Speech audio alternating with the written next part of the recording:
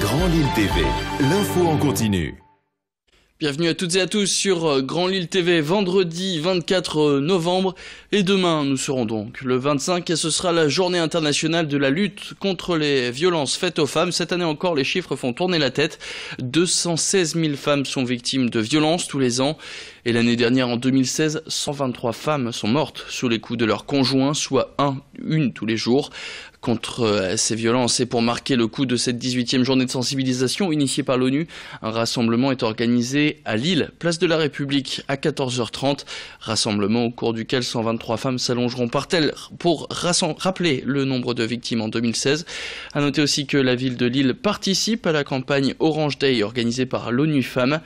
Des bâtiments municipaux et des rues seront éclairés en orange, qui se veut symbole d'un avenir meilleur et d'un monde plus juste. Céline Huret.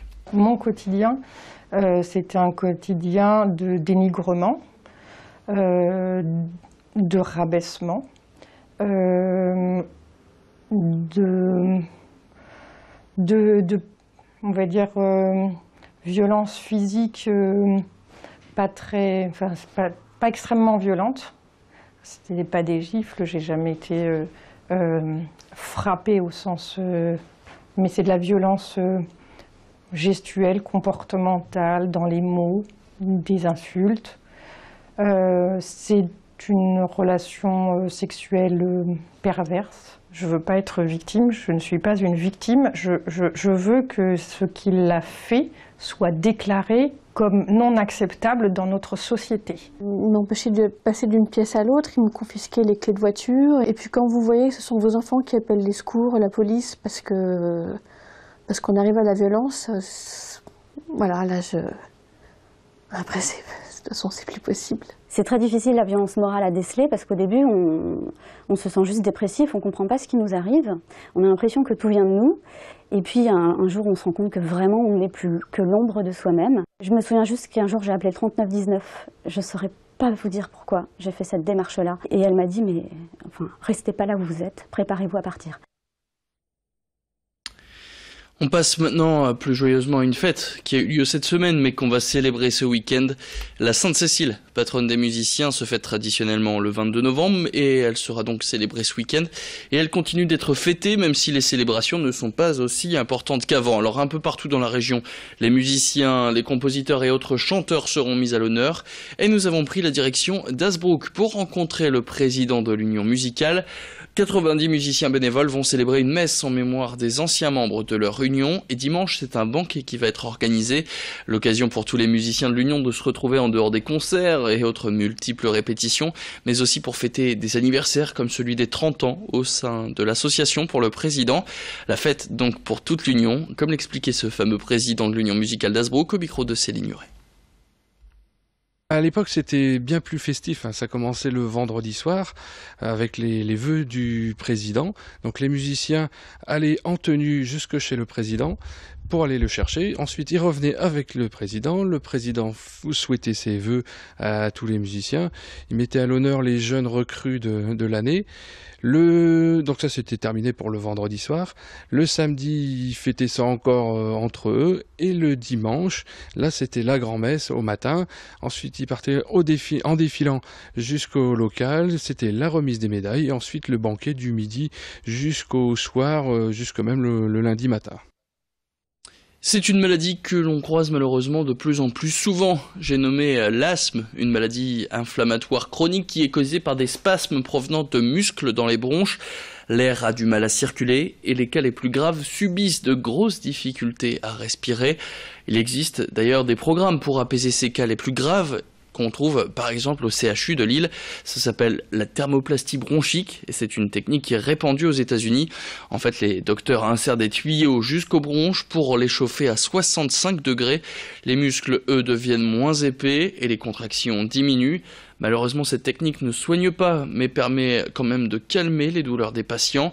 Un traitement qui se trouve désormais donc dans le nord, alors qu'on devait auparavant aller jusque Paris pour être soigné. mais ça coûte entre 12 et 15 000 euros par patient. Le programme permettra quand même à 30 malades de se faire soigner dans ce traitement lourd, puisqu'il nécessite en tout 3 anesthésies générales. Autre problème, c'est qu'il n'est pas remboursé par la sécurité sociale, mais un jour, pourquoi pas, ça devrait changer. Xavier Silly.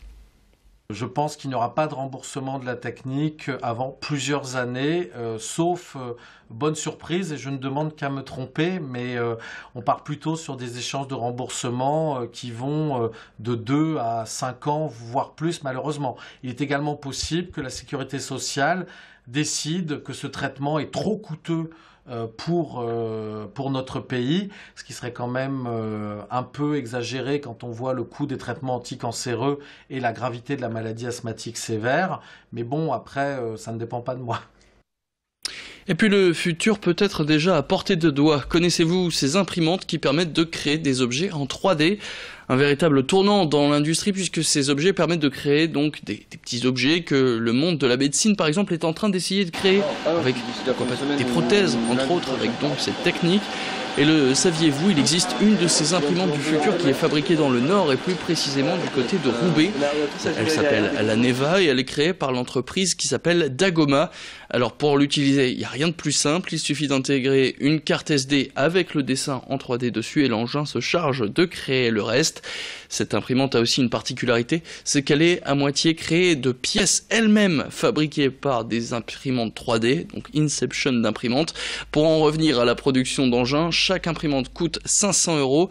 Elle permet de créer des objets au maximum de 18 cm de diamètre sur 20 cm de haut, ce qui représente donc des milliers d'objets qui pourraient servir pour de la décoration ou simplement des objets du quotidien.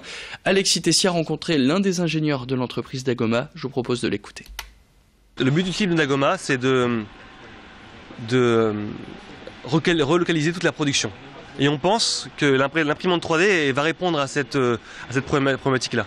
Aujourd'hui, il y a des sommes, déjà d'un point de vue écologique, aussi d'un point de vue du transport, le coût du transport lui-même. Ça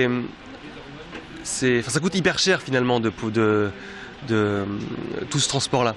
Et on s'est dit, le but de Dagoma, c'est de pouvoir relocaliser toute cette production-là, pour que finalement, lorsqu'on produit un produit, il est fait localement. Et l'imprimante 3D, elle répond à cette problématique-là. Et c'est la fin de cette édition. Tout de suite sur Grand Lille TV, la météo et l'information continue. Je vous donne rendez-vous dans le prochain quart d'heure pour un nouveau flash.